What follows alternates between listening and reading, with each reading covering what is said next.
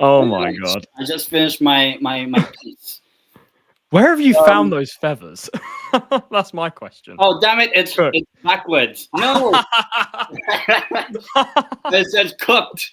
Cooked. Probably got cooked, and I kind of got cooked as well. My question is, where are the feathers? Where are the feathers from? I got it from the Tottenham Hotspur Stadium. Cool. After Wolverhampton Wanderers got their first point. But welcome to the Year of the Bird. Obviously, talking about both Spurs and Newcastle.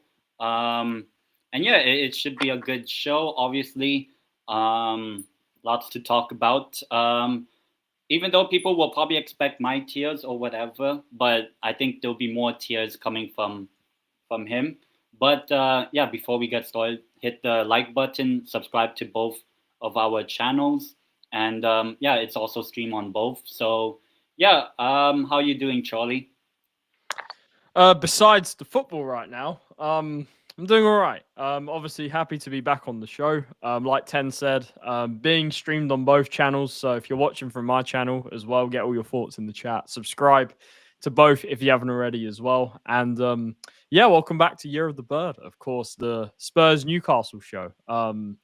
Obviously, it won't be too long before we're probably talking about a game where both are playing each other in the Carabao Cup after the international break. Yeah, so that will be a good future show. But yeah, looking forward to getting into it. It should be interesting. Yeah, like Ten kind of alluded to. Let's just say I'm not happy with what some of the football I've seen over the past few days, basically. So yeah, and I can hear. Are you watching the game? I can hear a bit of background noise. Oh, there's no game. There's no game. Oh, it sounded like you were watching the game. Oh no, because I don't think Celtic go on getting cooked till 9:00. But yeah, I hear people like shouting and stuff. Really, I don't hear any shouting.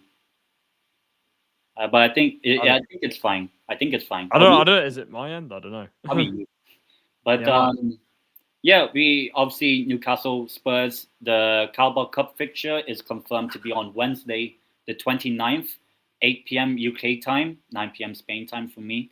But yeah, we might as well get started with. We'll start with Tottenham because they played the earlier games. You can say so. We'll start with Tottenham Hotspur 1, Wolverhampton Wanderers probably 2, but it's 1-1 draw. I know you did a little bit of a review, a rant the other day, so also presenting. But yeah, my quick thoughts on this game: Spurs before Wolves. Before you cry.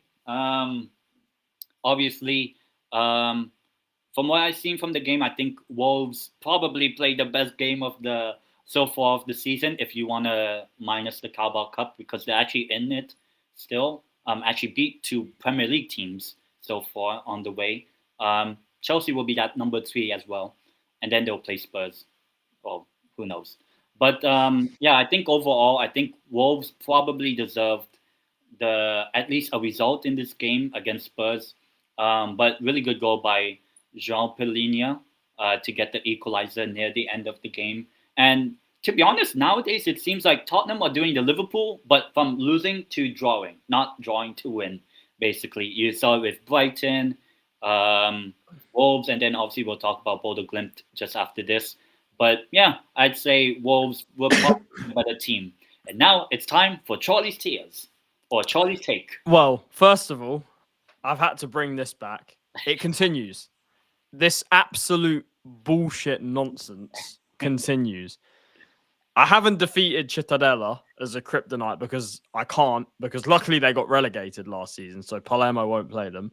Tim Krul caused Spurs and Palermo both problems because he made his debut against Palermo for Newcastle in the UEFA Cup in 2006 and played against Spurs about 10 years ago where he made the most saves in a Premier League game ever. And then obviously saved pens in a penalty shootout when we got lost to Norwich in the Cup in 2020. And Wolves, going into this game, we had to beaten them in 5 games. Bearing in mind this was pointless Wolves. Wolves have only gone and taken a draw from our ground in a game where, if we're honest, they probably should have won, especially considering they were leading 1-0 until essentially the last few seconds of the game. So, look, I'm absolutely disgusted with that performance. I mean, look, first half, I didn't think we were terrible. I mean, we should have really scored because we were clearly the better team in the first half. Like, we had the most chances. Kudus obviously had one ruled out for offside. Sam Johnston made one of the saves of the season. Of course, if any Wolves goalkeeper is going to make a save of the season, it will be against Tottenham because that is all they seem to play well against. But yeah, look, at half time, I wasn't particularly happy, but I wasn't too worried because I knew that if the game continued in the same way, we'll probably win it by maybe 1 or 2 goals or something because we were the better team at that point. I know Wolves had maybe 1 or 2 half chances, but apart from that, I mean, like I said, should we have created more? Yes. Were we like great? No, but we were the better team, and because we were the better team, we probably should have scored. I think that Frank got the lineup wrong. This isn't the only game that I'm going to talk about him getting the team selection wrong. But for me, against bottom of the league, you don't need to have Paulinho and Bentancur. I'm sorry, this experiment doesn't work. I mean, Paulinho is a natural 6. Bentancur, not really a 6. But for me, Bentancur is a player that I'm really not happy with at the moment because for me, I don't see what he's offering us right now. Too defensive, too safe with the ball, but yet doesn't have the kind of ability to play the 6, I don't think, anyway. So it's kind of like he's a bit of everything. Do you think, remember he got the ACL? I'm not sure if he had 1 or 2 ACL. He got an ACL and he was fantastic. Before the ACL, he was fantastic. He was maybe really good for us. Why he's not as good but as yeah, since his injury, he's just been very inconsistent. Like he's been the problem with Bentancur is that he'll have one game where you watch him and you're like, wow, like he is a quality player. He can play in the 8, really good on the ball, can help control the game. And then sometimes you watch him and you're like, this guy doesn't know how to play football. Genuinely. Like he's awful in some games. And this was another one. But regardless, look, you can't have Bentancur and Paulinho in the same team. I don't think that as a pivot works, particularly in the midfield. Plus Xavi on the left. I mean, this experiment has to end. It's as simple as that. He's not a left winger. He's a number 10. Play him in the 10. I know that our left wingers are nowhere near good enough, as we saw on Tuesday. But at the same time, you want a round peg and a round hole. And I would rather us see Xavi in the 10, and then you put whether it's a Tell or an Odobert on the left. Yes, those 2 players aren't good, and they're not good enough. But at least it's a round hole, and it's a round peg and a round hole. Not Xavi, who's our most creative player, who, because of the injuries we have, we're entirely reliant on him to create, but we're wasting him on the left wing. And then from midfield, you got Bergvall in there, who we're relying to create, when I think Bergvall's had a good start to the season, but he's not a number 10. I know he's come out and said that he thinks he's a number 10, but he's not. He's a number 8, and I think he's a good number 8. I think that he's good in that role. But for me, he's nowhere near creative enough to play in the 10. He doesn't have the ability for me. So, look, he's still young. Whether he can develop that remains to be seen. I could be wrong about that. But right now, I see him as an 8. And for me, he's the one you want to put alongside Paulinho in the pivot of midfield. So I think the team selection was wrong against Wolves. But at the same time, I can't really blame Frank because our players in the second half completely forgot how to play football. I mean, the goal that they scored, which was really one of their only half chances from the game. For me, look, I like Vicario. I know a lot of fans are giving him shit at the moment, but I admit he has to do better. He spills the ball out for Hugo Bueno. It's probably his only goal that he's ever scored. It's actually from Galicia as well. Really? Yeah. Oh, not Hugo. No, it wasn't Hugo Bueno. It was Santiago Bueno. That's the one. They have 2 Buenos. Yeah. Santiago Bueno. Yeah. Twice good. Bueno, good. Yeah, Santiago Bueno. Look, Vicario has to do better.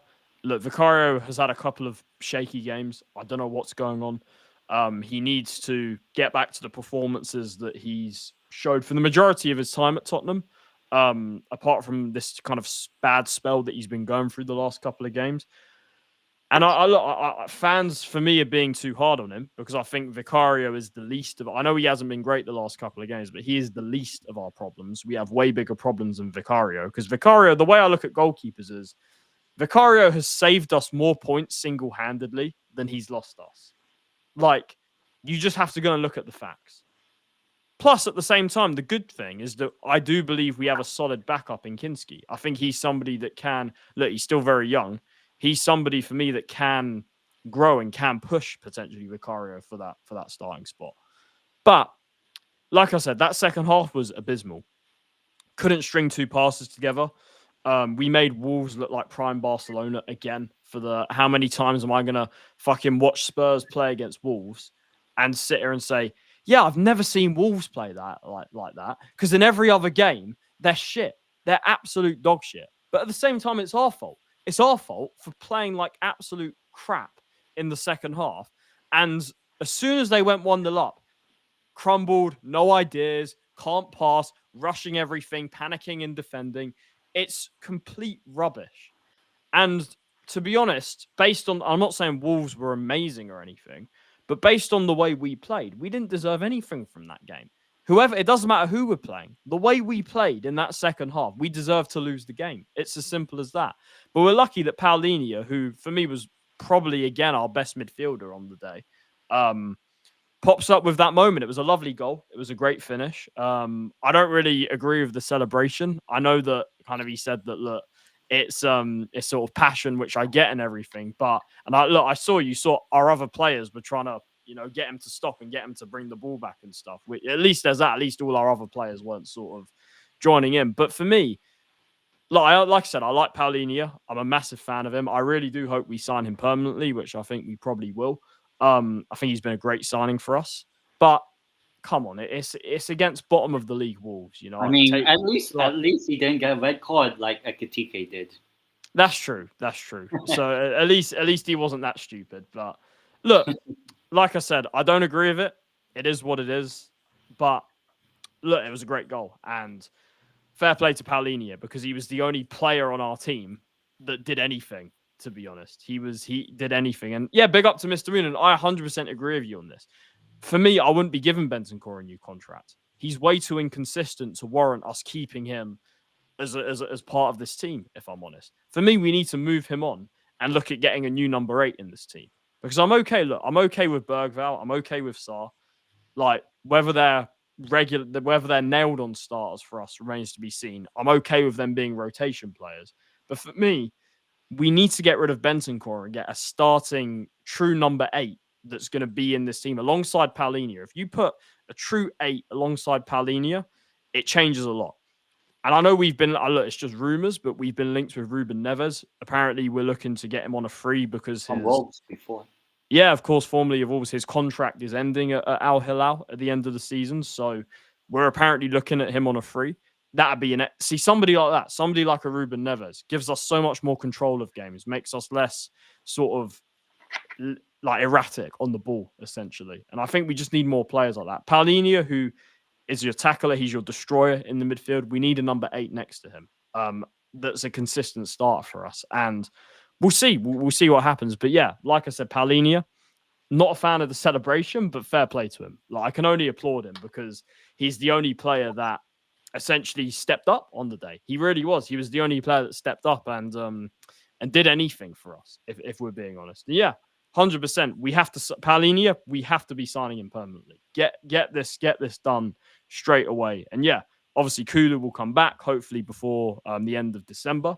But yeah, we'll see. And obviously Gray, I think Gray's more of a 6. That's just my opinion. I see him as more of a player that will develop into a 6 rather than an 8. Obviously, we'll talk about Bodo Glimt. He did do well when he came on. Look, with Gray, I'm yet to... for example, I've seen a lot more in Bergvall than I have Gray. But hopefully, look, we'll see. Gray, I just haven't seen enough of. So we'll have to see how he kind of develops. But yeah, like I said, the Wolves game, I'm quite frankly disgusted with that performance. We should be winning this game. And I'm just tired, to be honest, I'm just tired of Tottenham dropping points to teams, with all due respect, we should be beating. It's why, look, I know it happens to every team, but this has been a thing with Tottenham. It's the reason that Poch didn't win the league, drawing against these teams that we should be beating. It's been a thing that we can't seem to shake off for a few years now. We can't consistently kind of get all the points that we should be getting maximum points from. And it's really frustrating because this is what I always say about Spurs, and I'll talk more about this when we talk about the Bodo Glimt game. But my biggest frustration with Tottenham is, and this has been the case for a few years now, not my only frustration, of course, but one of my biggest frustrations is our ceiling can be really high at times. Like when we turn up, I believe we could probably beat any team in the world on our day. If we turn up, we can get a result against absolutely anyone. But here's my biggest issue. One, that's not consistent enough, us kind of turning up and playing at full throttle and everything. My biggest issue is that our floor is so low. When we stink, we absolutely stink. And this is the problem for me. If we're going to be a top team, we cannot have our floor as low as it is. There has to be, you look at these kind of top teams, whether it's a Madrid, a Liverpool, or Man City of old and everything. These teams, their floor is at a certain level. They don't drop below a certain level of performance. And my problem with Tottenham for years now has been when we stink, we we reek. We absolutely reek. And that's my issue. Like I said, on our day, can turn up, can beat anyone. Sure. But it doesn't mean anything if our floor is just horrendous. Yeah. Our floors towards the earth's crust. That's how low our floor is. I'm not even joking. And that was proven yet again in this Wolves game that we forgot how to play football. So, look, I'm not happy. I was pissed. If I'm being really honest, I was pissed with our performance. But what made me even more pissed was the fact that it was Wolves. I'm fed up of this bogey team stuff. As some would say, sort of the curse continues. Look, I said to you on the preview that one of the reasons I wanted to beat Wolves was obviously for 3 points because it's a game that we should be winning, but also just to kind of hopefully put this bullshit to bed of us, struggling against Wolves. It's now 6 games against them without beating them. And it feels like the worse they get, the better they become against us and the worse we do against them. Because at least when they had when they had Nuno, when they had Neves and Moutinho and Raul Jimenez and stuff. At least with that, I know they were still a little bit of a bogey team, but at least we would beat them in one of the games at some point. We would at least beat them. We'd beat. It was mostly at Molineux. Funnily, we'd always lose to them at home, but at least we'd beat them at Molineux. We don't even do that anymore, and they're even worse. So, and you could argue that we're better than that Tottenham team, because that Tottenham team lost 7-2 to Bayern Munich. So, and that Tottenham team was an aging group of Poch players that were kind of at the end of their cycle. So, listen, I'm not happy. I'm really not. And it was nowhere near good enough. And look, do I blame Thomas Frank? No. I do blame him for the team selection, but I don't blame him for the performance necessarily, because when our players forget how to play football and can't string 2 passes together, what is any manager supposed to do? So that's my thoughts on the Wolves game. Obviously, look, I'll just say one thing. I said it on my match reaction, but just a quick message to any Tottenham fan. Don't be going around saying Dr. Tottenham, please, because I know, look, obviously 10 will laugh because he's obviously a neutral in there. I think I predicted 3-2 or 2-1. Yeah, you did. I should have known. that this Wolves curse was stronger. But what I'm saying is, to any Tottenham fan, please don't say Dr. Tottenham, because for me, it's an excuse. Instead, talk about what we did wrong in the game. Talk about why we didn't win that game. Talk about why we didn't play well at all. Don't go around saying, oh, it's just Dr. Tottenham. For me, it's an excuse, and it's just an imaginary thing that's stupid, essentially. I just find it so stupid, the whole Dr. Tottenham thing. So, listen, it is what it is.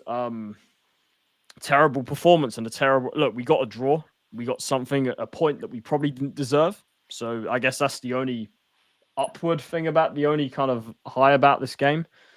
But honestly, shocking, man. Genuinely shocking. And yeah, the kryptonite continues and we still haven't beaten this fucking team. And I'm just fed up with it. Absolutely fed up.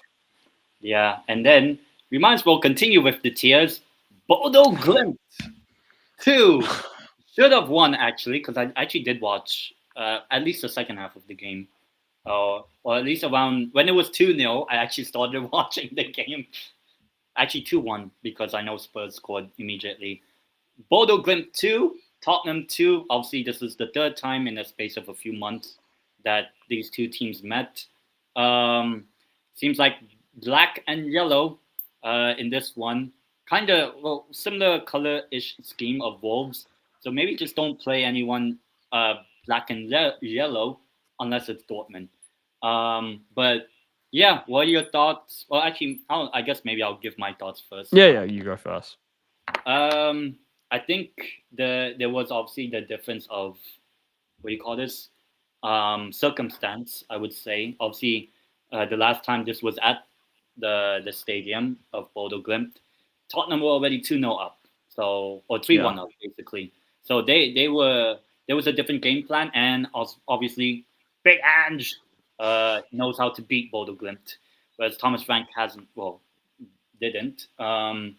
But in this game, I think in a level playing field, I think you kind of saw those vulnerabilities that Tottenham could have had last season. Imagine if this game, Europa League last season, was reversed. You play them at their stadium and then you play at home. Imagine, because maybe if this sort of game performance was Bodo Glimt probably wins this game. I know it ended as a draw. And when it was 2-1, I still think Bodo Glimt actually still offered more than Tottenham. But then, obviously, I think they probably should have made it 3-1. But then, Richarlison, or it might have been an own goal, the goalkeeper palming it out for, what do you call this? To one of the Spurs players or to one of their defenders. It just wasn't a great performance from Tottenham. But yet again, they're turning losses into draws. But they're not doing a Liverpool. Well, I mean, Liverpool are just losing. But yeah, Spurs just haven't. So far in the Champions League, I would have thought that Spurs, okay, maybe turn up in the Champions League. You've played against two, I wouldn't say easy teams, but also not the most difficult teams. And you all play Monaco next, who did get a draw against Man City. So if they can get a draw against Man City, they could do something in that game in 3 weeks. But I do think that Bodo Glimt shot themselves in the foot, I would say, more than Tottenham getting themselves back into the game. Maybe at 2-2, but then I feel like it was all because of Bodo Glimt not seeing the game out. Obviously, we'll talk about Newcastle 4-0 USG and how we saw the game out. If Bodo Glimt would have done that against Spurs at 2-1 even, I think they win easily. But at least Tottenham get a point. They're on 4 points, unbeaten. They're in 9th place. Newcastle were only two places behind Spurs in the Champions League. So it kind of shows just how different, after just 2 games, how it is. Both of our teams are above Barcelona, Liverpool, and I don't know, Benfica, for example. So at least we're above Liverpool. Well, Karabag are above both of us. Yeah, sure. Karabag. At least we don't have. Do you? No, I don't think you have Karabag. We did last year. We beat them 3-0 in Europe. Not this year though. Maybe thankfully it's not this year, but yeah, I do. Well, they seem better this year. I thought they were terrible when they played us last year. But I think Bodo Glimt I think they probably should have seen the game out, but I think it was more of their fault rather than Spurs becoming better. Because Xavi Simons, once again on the wing, at first on the bench, I believe, along with Kudos. But kudos to Tottenham for getting a point here. But perhaps this might be some worrying signs, perhaps, especially with you probably will be playing tougher games in the Champions League with Monaco. I think match day 4 is PSG or match day 5 or something like that. I forgot who's the other part. And obviously you play Frankfurt later on. But to be fair, if you play Frankfurt right now, you could easily win, perhaps. But yeah, what are your thoughts on Bodo Glimt 2 and Tottenham 2? I mean, first of all, how we got a point from that, I will never know. That was an absolute disgrace. If you think the Wolves game was bad, this was a whole different level. And once again, it all started with the team selection. Because the team selection against Wolves was wrong. But the team selection against Bodo Glimt was horrible. Now, I have a few things to say about this. First of all, I understand and I fully agree that our squad depth is nowhere near good enough. We don't have a deep enough squad right now to fully rotate and compete in all competitions. We don't have it because, I mean, like I said, the transfer window in the summer was better, but it still wasn't enough to make us into a team that's able to compete properly. And obviously, Levy's gone. We'll see what the Lewis family do. I have no idea. But we'll have to see what happens in the transfer windows ahead, or if the club's bought and a takeover happens, which is obviously another possibility that's being mentioned at the moment. So in terms of that, we'll have to see over the next couple of windows how this develops and if we can get better. So I fully understand that, and I fully know that Thomas Frank, his hands are tied, and it's nowhere near good enough if you look at the squad depth we have. And what I'm talking about is, of course, the front three. He rested Kudus, he rested Javi Simmons.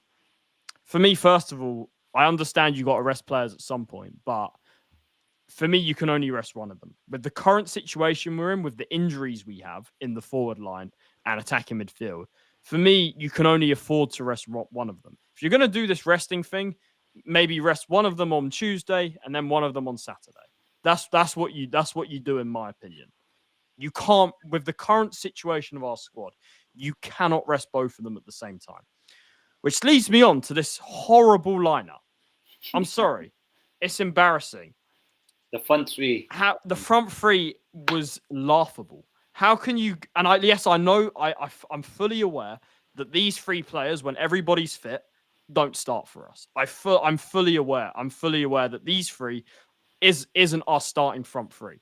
But the fact that we can go into a Champions League game, yes, it's against Bodo Glimt, but we can go into a Champions League game and have this to deal with as our front three is unacceptable and inexcusable. Richarlison, who I've been telling everyone is rubbish, despite his little purple patch, right? Which, fair play to him. When he does get goals, he can score some good goals. But he's nowhere near good enough. He's nowhere near consistent enough. Brennan Johnson, who was always, for me, doing nothing to impact games. But at least before, he was scoring his tap-ins at the back post. Back post Brennan. He's not even doing that right now. And Odobert, who, yes, I think has a little bit of talent, but is nowhere near ready. And is nowhere near ready to start in the Champions League for Tottenham. That front three, to field that, was embarrassing. The fact that this is what we have to deal with is embarrassing. The midfield, again, didn't work. This Bergvall in the 10 experiment also needs to stop. When I saw the lineup, obviously, look, we miss Romero a little bit in the defense. Obviously, apparently a precaution. I don't know what to believe because they tell us lots of things about injuries, but other things seem to happen. Of course, in the case of Solanke, he's still out. Kolo Muani apparently has a dead leg, but I don't know how a dead leg can keep someone out for 2 weeks. And then obviously multiple other instances. So hopefully Romero isn't that serious. We'll have to see. But nevertheless, Danzo is a good backup. I quite like Danzo. He's a good backup to have. So I'm not... Obviously, look, you want Romero in the team, but Danzo is definitely a capable backup, at least. But when I saw that team selection, I knew this was going to be a horrible, horrible game. First half, I have no words to describe. Words cannot describe how appalling, how embarrassing, how shameful that performance was. Nothing created. Players scared to get the ball. Players playing within themselves. Bentancur, what are you doing? One of the most clumsy challenges I've ever seen. I mean, this is reminiscent of Serge Aurier back in the day. Giving away penalties for no reason. Yeah, Big Bad Rom, 100%. I totally agree. Luckily, he misses the Hog from Bodo Glimt. One of the worst penalties I've ever seen. But nevertheless, the story of the first half is that we should have been about 3 or 4-0 down. How it was 0-0, I will never know. Spurs as a club is run by Harry, Larry, and Mo. Look, we don't know. Like I said, Big Bad Rom. With Levy gone, we have to wait and see what the new board does. Like I said, the jury's out. I think we just have to wait and see over the next couple of transfer windows. But That first half, like I was saying, disgrace. Disgrace, shameful, all of the words you could use. Bodo Glimt were by far the better team. I know it. Look, I'm fully aware, as Big Bad Rom, I think, pointed out earlier. Bodo Glimt is not an easy ground to go to. It's at their ground. They can be a very difficult team. I'm fully aware of that. With the pitch, not that it's an excuse, but the pitch, they're used to playing on it, the stadium. Bodo Glimt have beaten some good teams. They've beaten some good teams at their stadium, like Lazio, as you mentioned. Roma, 6-1. Yeah, Roma they've beaten other teams as well. So this was not an easy game, which is why I was more annoyed about the team selection. That for me, you cannot take it lightly. It's as simple as that. So at half time, I was appalled. I was disgusted. And like I said, I know people are getting onto Frank's case, but I don't blame Frank. Yes, I blame him for the team selection. But at the same time, I don't blame him entirely for the performance. Because yes, the team selection was bad. And yes, it was completely wrong. But again, our players play. And I know that a lot of them aren't good enough, especially the front three. None of the front three are good enough. I know that our team on the pitch that we fielded against Bodo isn't a team that we want to see as Tottenham fans. But at the same time, these guys still, in my opinion, have no excuse to be playing as poorly as they did. It's as simple as that. Especially the fullbacks. The players that are good. Porro, for me, was appalling. Spence as well was appalling. And that's the second game where the fullbacks have been appalling. The fullbacks were terrible against Wolves as well. And these are players that I rate. I rate Porro. I rate Udogie. Spence, I know a lot of fans are talking about him. Spence has been playing well, but I want to have a bigger sample size with Spence. I'm not kind of jumping the gun about Spence the way a lot of fans are. I still want to see him do this consistently. But look, Spence has been playing well, and I'm very happy with his performances pretty much since last season. But he was terrible the last two games, and it was both fullbacks. So not a single player in that first half played well. Every single player dropped a stinker, an absolute monumental stinker. What's the word? What's the word that Lee Gunner uses? What's the word? And biblical. Yeah, basically that. That word and stinker. That's what our players were in the first half. Second half, you're thinking, and this is where I am. This is where I will critique Frank a bit. You could see it was terrible. You could see it was an utter disaster in the first half, and no substitutions at half time. Like, are you out? Oh my god! Like, it's crazy. And like I said, I like Frank. I really don't want to get on his case too much because he's only been here, and it is going to take a bit of time for him to implement exactly what he wants to do. I understand that, and I think he's a good manager. And I think with the backing, he can definitely do good things for us. But the decision, and I will criticize it, the decision to not make substitutions at half-time baffles me, and it's beyond me. Because everyone could see where it was going. And the second half, when they scored, it was not a shock. It was coming the whole game. We did nothing. We were asking for it. Bodo continuously fluffing their chances in the first half. It was only a matter of time, unless we did something and stepped it up. It was only a matter of time before they were going to score.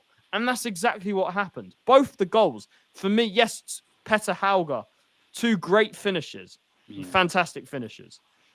But where is the defending? Where's it's just half-assed, just, dangling a leg out, not closing him down. And the second goal, like I said, this is where I'm not happy with Vicario again. His goal kick led to that goal. His poor kick. And this is the thing, like I said, Vicario is another player that I rate. And he's not doing it at the moment. The last couple of games, I'm not just talking about the players that we know aren't good enough.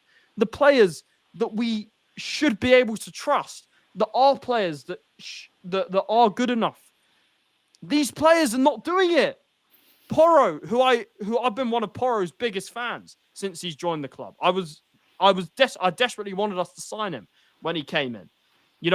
Since 2023, most assists out of any fullback in the Premier League. But the last two games, appalling. Vicario as well. The last two games, appalling, decisions. And these are players that I trust. These are players that I think are very good players. And they're not doing it right now. And that pisses me off just as much as when our shit players that we know need to go are doing what we know they do. And our good players, when they follow it, arguably it's even worse. You know? So for me, I'm appalled by the way we went 2-0 down. Appalling. And it should have been a lot more. It should have been about 4 or 5-0 at that point. But somehow we do find our way back into the game. I mean, first of all, we had a goal that was from 1-0. We had a goal for a foul, apparently. I don't think there was a lot in it, personally. But even then, you know, if we had got an equaliser straight away, we wouldn't have deserved it. It would have been completely against the run of play. Just like at 2-0 down, a couple of minutes later, we got straight back into the game. And I didn't think we deserved it. It was completely against the run of play. And this is my problem. I fully praise our team for coming back from 2-0 down in the last few games, coming back and salvaging something instead of losing. I fully commend them for that because it shows that there is a sign of kind of not completely folding, if that makes sense. But at the same time, you know, we didn't deserve it. And we somehow, from a set piece, I think it was pure, almost luck in a way, Van der Ven puts us back in the game. And then we make the subs. We make the subs. Kudus comes on. Xavi comes on. We instantly look a bit, not saying we were great, because I still don't think we looked anywhere near good enough. But at least when Kudus and Xavi came on, we actually looked like we could play football again. We looked like we could actually pass the ball, move it forward, and actually put a bit of pressure on Bodo Glimt. And we eventually did start to push a bit. Kudus with a lovely ball. Odebert, he hits the bar. Almost gets an equaliser. We have another moment. I think we hit the woodwork from another set piece as well. And then eventually we do get an equaliser. Bodo, for me, look, Archie Gray, fair play to him. Great cameo off the bench. I thought he did make an impact. Great run. Obviously the shot, you know, kind of deflects off the keeper, goes off the Bodo player, and it goes in. And we, at that point, salvage it. But then even after and this is how bad our performance was. Even after we made it 2-2 completely from nothing, completely undeserved. They should have scored a third goal. Yeah. We should have, how they missed, I don't know. And that's not the first time I'm talking about that. Because throughout that whole game, if I was a Bodo Glimt fan, I'd be like, how did we not win that? 99 times out of 100, Bodo Glimt win that game. That's how bad we were, right? And that's how, look, fair play to Bodo Glimt. They fully deserved the win. And I feel a bit bad for them because, you know, they didn't get what they deserved. We, on the other hand, got a point that we didn't deserve. It is, look, I will say, kind of as a slightly more positive note, it is a much better draw. It is a much better point than the Wolves point because in the context of the Champions League, you know, getting a point from that situation it seemed like a miracle at one point. And for the Champions League, look, according to my calculations, we can afford to drop points in 3 games. So based on that, strike one. That's strike one gone. So we have 2 more let-offs, essentially, to drop points, with one of those, of course, very likely being against PSG. But my worry is that Bodo Glimt, yes, they're a good team at their ground, but Bodo Glimt have, you know, that's one of our, on paper anyway, easier fixtures, right? Monaco next week is going to be a lot harder than Bodo Glimt. I'll tell you that. You saw them against City yesterday, you know? And I agree with Big Bad Rom as well. Yeah, Knutson from Bodo Glimt. I'm really surprised that he hasn't been snapped up, to be honest. He's obviously done Bodo Glimt, you know, not even one of the smallest clubs in Norway, let alone in Europe. Like, what they've achieved is phenomenal, kind of, you know, winning the league and getting, obviously, to the semi-finals last year and stuff. And obviously in the Champions League for the first time. This was their first ever Champions League home game. So, look, like I said, all respect for Bodo Glimt. Nothing bad to say about them. All I'm going to say is that, look, we got a point that we didn't deserve, a performance that was dreadful. And look, we were on to 4 points. For me, probably should be on 1 point from the 2 games. I mean, Villarreal, if we're honest, probably should have been a 0-0 draw. And then yesterday we should have lost, or Tuesday, sorry, we should have lost. So in reality, we should be on 1 point, I think, from the Champions League. But we do have 4 points. And that's, like I said, the credit is that despite us playing, for me, the last couple of games playing horribly, we are still getting something. We're not losing necessarily. And I'm just hoping that once we pick up a bit and we get these players back from injury and that we get a formation and a balanced team that actually can perform to a certain level, I'm hoping that because we seem to have built up this kind of like attitude of not losing, essentially, that eventually we will kind of be quite a consistent team. And that's kind of, look, in Frank's first season, that would obviously be in terms of forgetting Europe and stuff, in the league alone, that would obviously be a big improvement from what we saw last season, or just even the season before under Ange. Ange would go on 5-game losing streaks. We can't be doing that. If we want to be a top club, we can't be doing that. It's as simple as that. And yes, look, last season you can take with a bit of pinch of salt. The league was from December, essentially. The league was a write-off. We threw away the league, but essentially, so I kind of see it. And obviously we did win a trophy, and these players, albeit it was under a different manager, they showed that they can win something, a lot of these players. And yet, exactly, what is going on? This is ridiculous. I don't remember him playing at all. Yeah, he didn't play. He only played a few minutes against Villarreal. That's it. And then since then, dead leg. But how does a dead leg last 2 weeks? It's crazy. So for me, the last 2 games, look, like I said, I'm not going to lay into the manager too much, because the manager, for me, obviously, he's only been here 5 minutes. He needs time to kind of figure out what he's doing at the club and who he trusts and who he doesn't trust. So, like I said, Frank, the only thing I really blame him for is the team selections, which, look, is obviously a big deal because it played a part in us costing these games. But at the same time, the players that went out on the pitch in both these games, should be playing better. Not all of them, because like I said, I look at players like the front three on Tuesday that, for me, I expect absolutely nothing from. Like I said, maybe Odebert in the future, maybe, but again, he's raw. He's not ready to play for us. I think he needs to go on loan, if I'm being honest, to kind of play at a team where he's kind of more consistently getting game time and stuff. But the other two, Richarlison is rubbish. He needs to be sold. And Brennan Johnson also needs to be sold for me, because even now he's not even scoring goals, which is what he was doing before, at least. So for me, Bodo Glimt was a disgrace of performance. At least we got a point out of it, because like I said, for having 8 Champions League games, a point could be very important for us finishing towards the top 8. It's definitely better us getting a point than none. There is definitely a big difference there. Potentially. Obviously, it depends on what we do in these other games. But for me, look, I know we've got injuries in the front line. I fully understand that. But at the moment, our performances are not good enough. And I'll be honest, I know we're going to talk about it, but Leeds on Saturday, I know Leeds aren't the best team and they're a newly promoted team. But if we play like that, we're not winning. It's as simple as that. We're not going to win games if we play like we did the last 2 games. And that's my biggest concern. Like I said, are my expectations this season for us to kind of, challenge for the title and win everything? No. For this season, that's not my expectations because of all the circumstances that I talked about. But at the same time, we have to be moving towards that as a club, as a team, and as a club. We have to be moving towards that.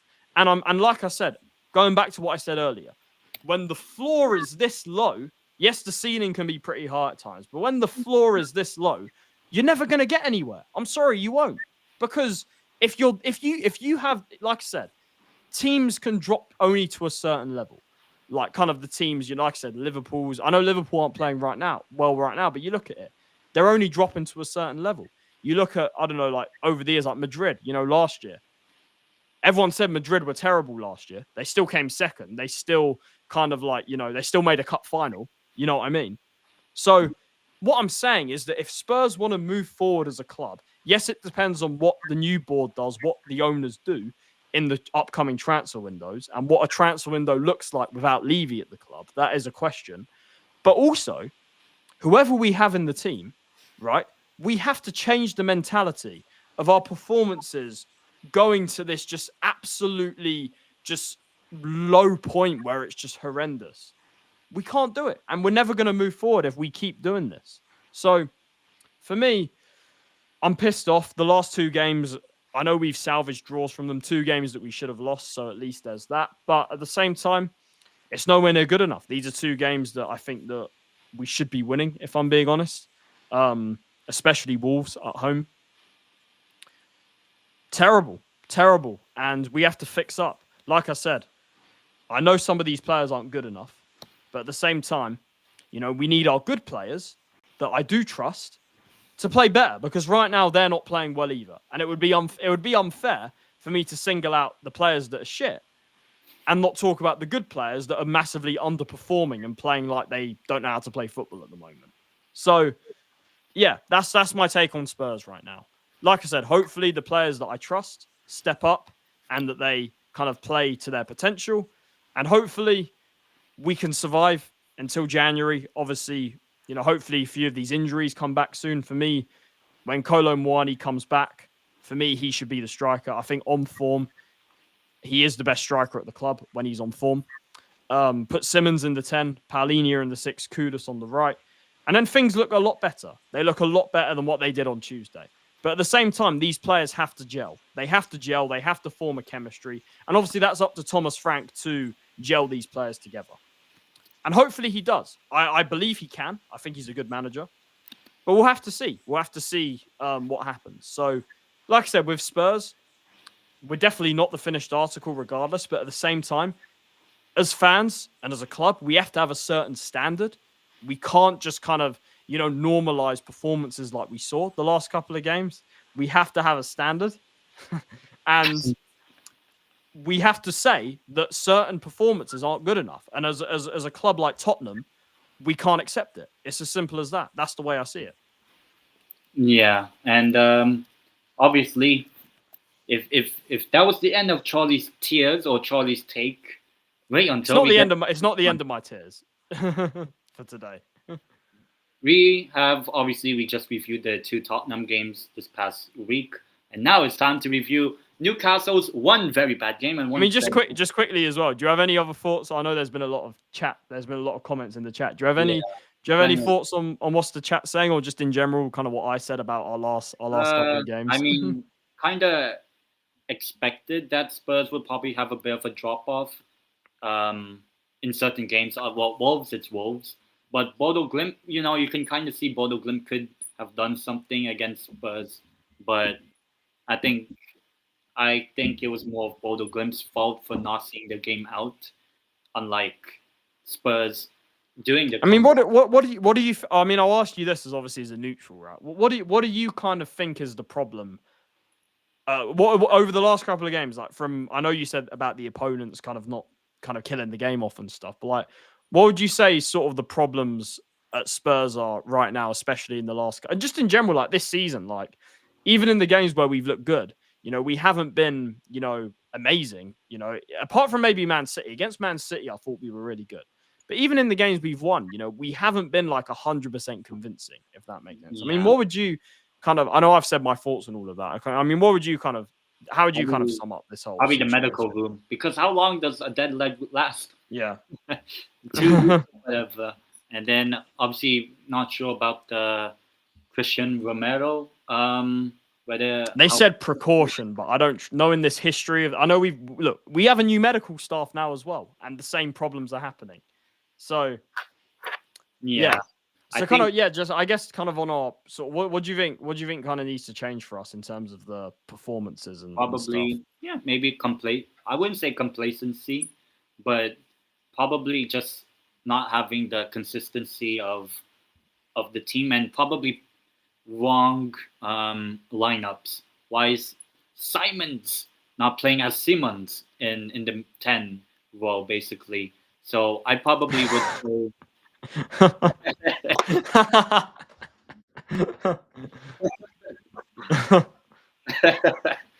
I mean, we'll get to Newcastle very soon, but yeah, I think it was probably more of the wrong lineup.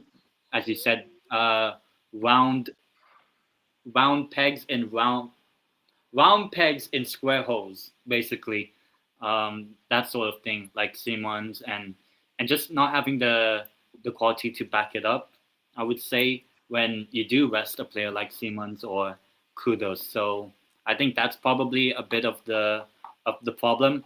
And in terms of fighting a crow, it wasn't just me. If Charlie had this as well, we would be fighting the crows that scared off Newcastle this past weekend on Sunday, I think it was. It was in the end, Newcastle United won, Arsenal won. Wait, oh no, Gabriel scored, so it ended 2-1 Arsenal. I guess I'll start. I think that first, I'll be honest, I actually do think Arsenal deserve the result more than we did, I would say. I think Arsenal deserved it. I don't think we played that well against Arsenal throughout the game. The first instance of the game was the penalty that, I'll be honest, I was like, yeah, it's a penalty. When you see it in real time and all that, I think Pope made a mistake. Well, not really. It wasn't Pope's fault, but I think it was Jacob Murphy that made that bad pass. I thought it was a penalty. But what do you call this? They are somehow saving Pope and us. Yeah, I wish. But I think Arsenal probably should have had a penalty, and maybe we would have been. But obviously, thankfully, he didn't score, I guess. So at least there's that. Maybe he'll score against Tottenham in November, after the November break. But I think... Nah, he ain't doing shit. Flopperez. But I'll get into it later. I'll wait for I think throughout that first half, before we scored from Voldemort, I think Arsenal were the better team in the game. They had a lot of chances. Eze, really good strike. Don't mention that name. Okay, Ebereche. Just call him number 10. I'll call him EE. Eze, look, obviously for context, if anyone's wondering, yeah, Eze in the summer, yeah, look, I'll be honest, I'm very salty about how he said that. Oh, I'm open to joining Spurs, and then he could have just said no. That's my point. He should have just said no instead of leading us on and then joining Arsenal. You know what I mean? That was far enough. But yeah, I think that first half, I think Arsenal probably should have scored at least one chance they had. I'm not sure they hit the post in that first half or the second half. I think it was Trossard that hit the post. And honestly, that first half reminded me of the first leg of the Carabao Cup when we were at the Emirates, which we did win on the way to winning a trophy. But in this game, we had a corner. We actually had a lot of corners in this first half. And it was Tamari that whipped it in. Well, not directly from the corner, like a pass, and then cross it in. And Voldemort with the biggest push in the world on Gabriel. This, just as a warning, guys, the Newcastle goal with Gabriel, the cheat, diving, this is where my head loss will begin. This is where my rant will begin.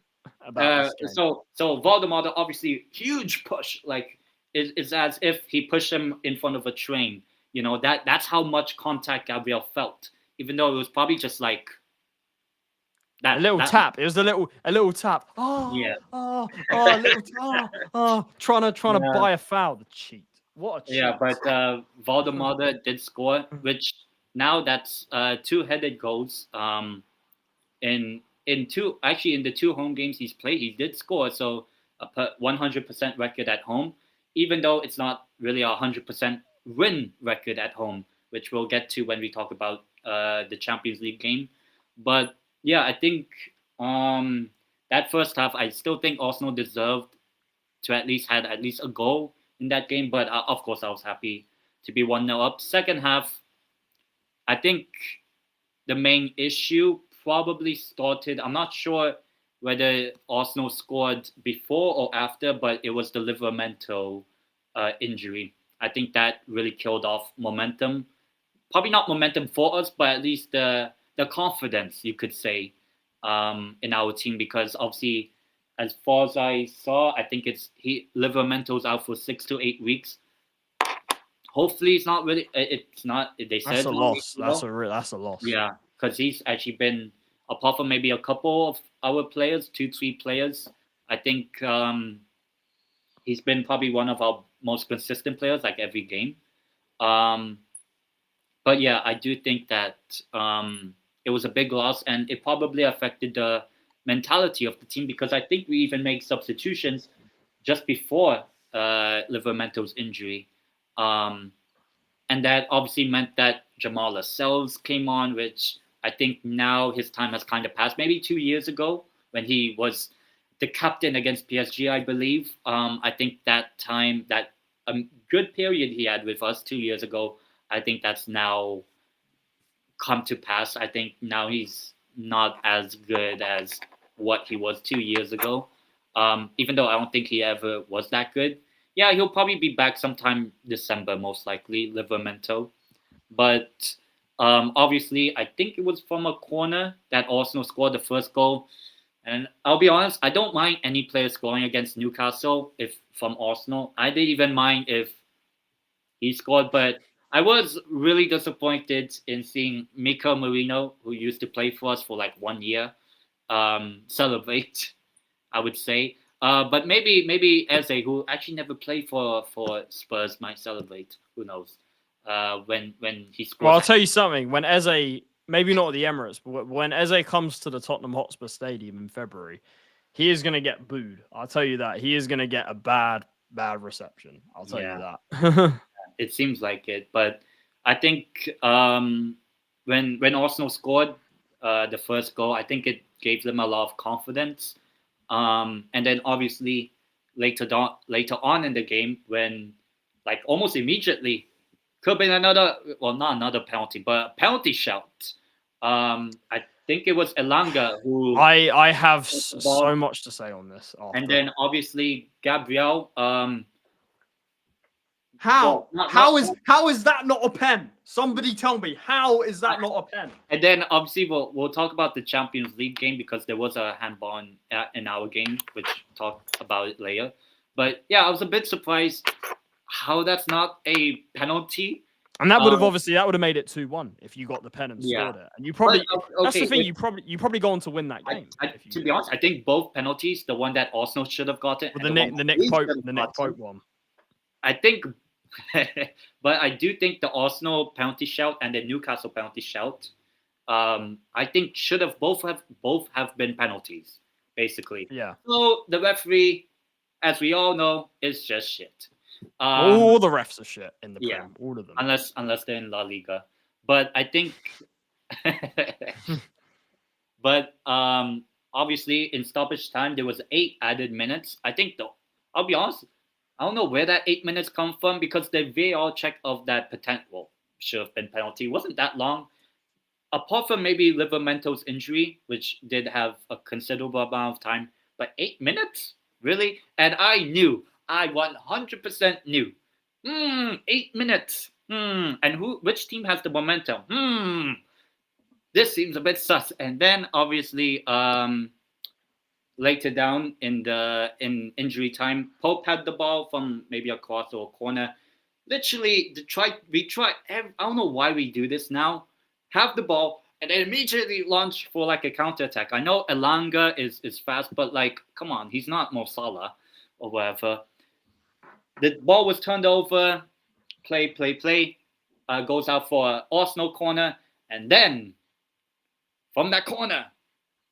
The cheat, the cheat, the prick who cheated, trying to dive for the goal that Newcastle scored, giving away a clear penalty, right, that the ref took away. Should have been sent off, by the way. Should have been sent off. Yeah. Push? I think so. Yeah, he should have been sent off. And then he goes and scores the winner. That absolute waste, man. Genuinely. Yeah. And then obviously Arsenal, Gabriel scored, made it 2-1, and I knew it was game over. Like, to be fair, Pope has to do better. That's terrible goalkeeping. Yeah, like I think what Pope should have done before that corner or before launching the ball, just keep the ball, roll it to Chow or whoever. Just see the game out. That's my only. I know people say Pope is not good with his feet, so maybe he's good with his hands or whatever. Yeah, he is. But I think that Red Bull Spain. No, it's Galicia. So basically where Celta Vigo, Deportivo are around. Charlie's has been here actually. I have, yeah. Yeah, but I think that's my only criticism of Pope or just our team, especially late in games where it's like, oh, it's 1-1 or 2-2 against Liverpool. I don't know why we try to do this, have the ball, counter attack, hero ball. I don't know why we okay, like sometimes even I don't complain anymore about like, okay, you know what, a point against Arsenal, Liverpool, it's not we're not playing against like Wolverhampton Wanderers, which at least we do win. But like at least like you could just maybe see the game out, just pass, like no need to yeah. turn the ball over. I think it was like I think he probably should have just like kept the ball, pass, just try to see the game out, keep possession, because when it turned over and Arsenal got the corner and scored, it was game over. So I think that's twice already, because we did similar against Liverpool in the 3-2 loss earlier this season. So I'll be honest, I think we should have we probably should have gotten a point, but I also think that if there was to be a winner, I think Arsenal probably deserved it, but probably not how that winner came about. No, because throwing the ball all the way, turned over, and then the guy that scored from it is Gabriel, not Jesus or Jesus. No, just Gabriel. Gabriel the cheat. He's a cheat. Yeah, but that's basically my thoughts. I think Arsenal probably still deserved the result over, or the win over us if there had to be a winner. But yeah, just not good overall, especially that second half. But yeah, what are your thoughts? Look, I'll say this, right? I mean, I'm not even a Newcastle fan, and I think I'm more based on obviously we were messaging after and even the show today. I'm not even a Newcastle fan, and I think I'm more pissed off about that game than you are. I'm not even joking, because I agree with what you said. I think that in the first half, I think that Arsenal, Arteta went with a more attacking lineup. He went with a more expansive lineup, which was the right thing to do. I think that he made the right decision there. They had probably the better chances. I mean, Pope made some good saves overall. Maybe should have had a penalty. I think that, yes, the fact that it's given on field, I don't think there's enough to overturn the decision. I don't think so. They should have maybe had a penalty. But then obviously Newcastle, they score, like you said, Voltemada, who's looking like a good signing so far. Another goal, massive in the air, very good. But Gabriel, the cheat, he's trying to dive, he's trying to win a foul of Voltemada, who all Voltemada does is just beat him in the air, right? He gets the better of him, and Gabriel's trying to play, oh, he pushed me, oh, it's a foul, like, what is this? It's absolutely ridiculous. Like, first, I'm going to call it out. Terrible defending. This guy is the most overrated player I've ever seen. The guy cries, he dives, and people want to call him the best defender in the league. I'm sorry, get out of here. What has this guy done?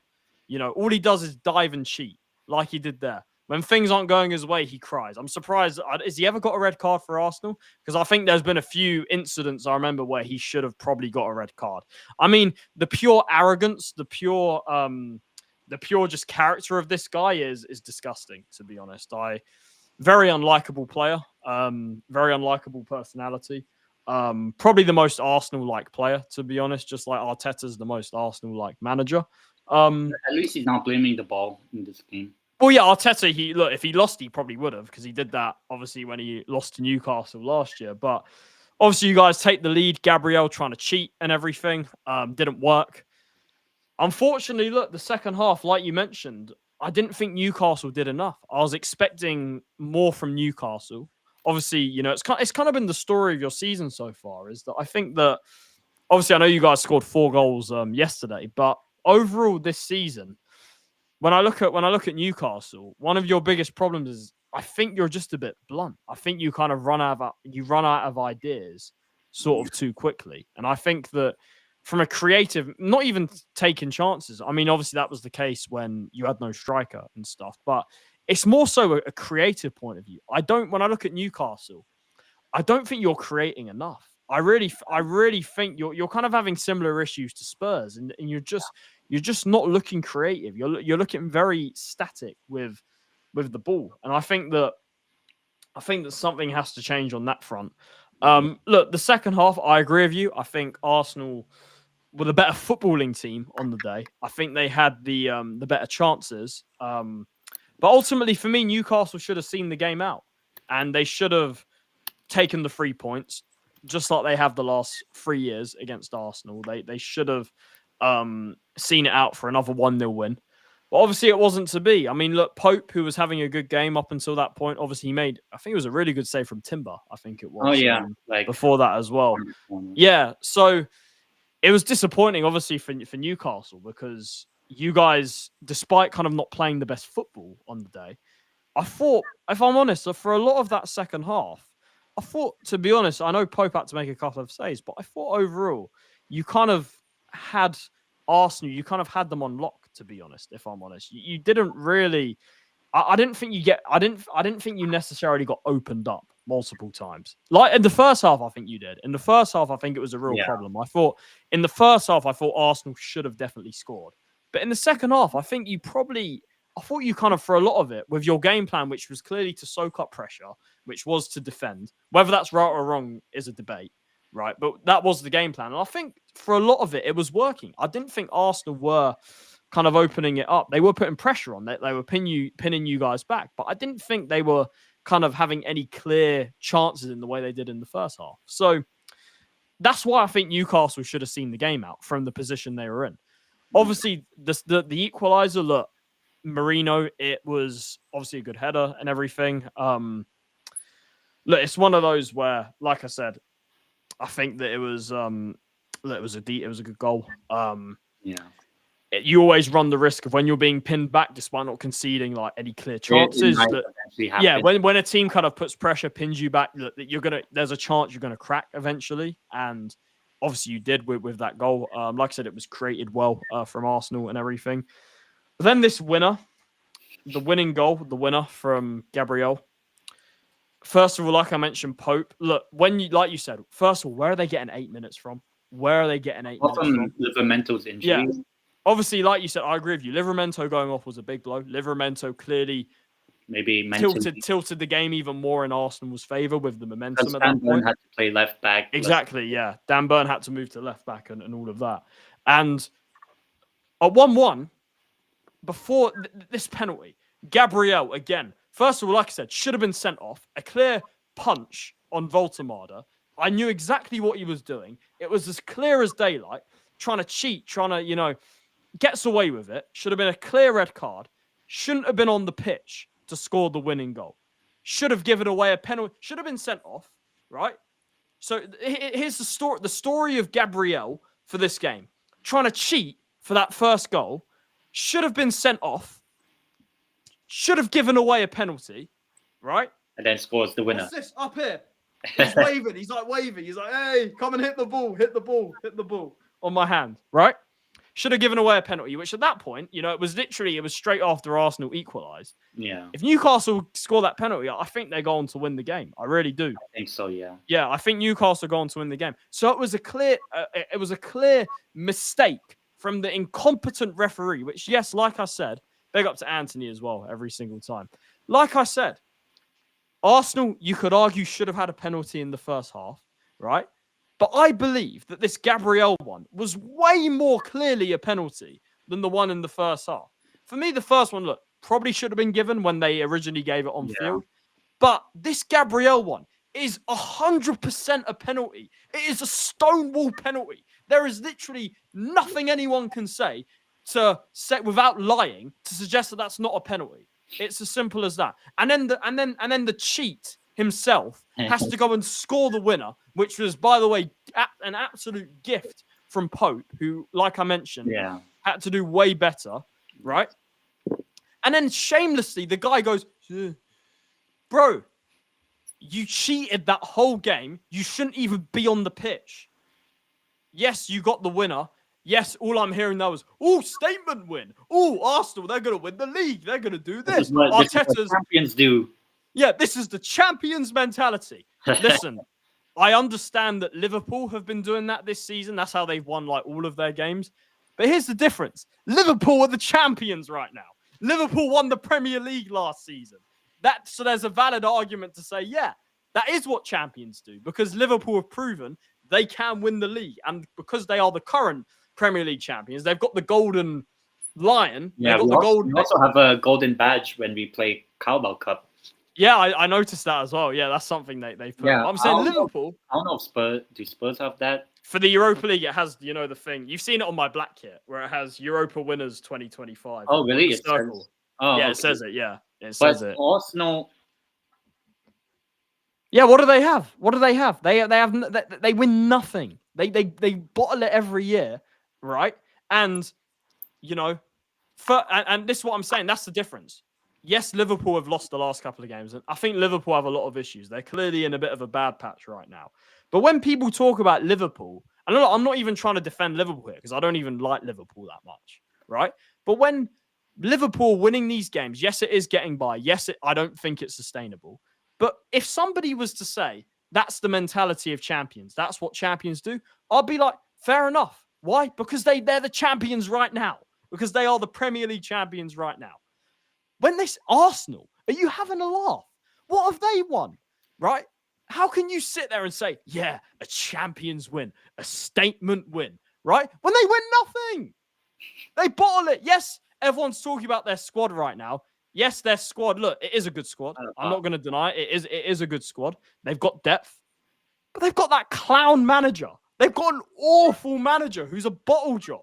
Can we just, as a football community, yes, like I said, yes, I thought Arsenal had a very good window. I hate to say it, but I think they did have a very good window. But can we just not forget, as football fans, that manager is an absolute clown? He is rubbish. He's a bottle job. He's the biggest bottle job. Fact, I'm not even just saying this. This is a fact. In the 22-23 season, he is the biggest bottle job in Premier League history.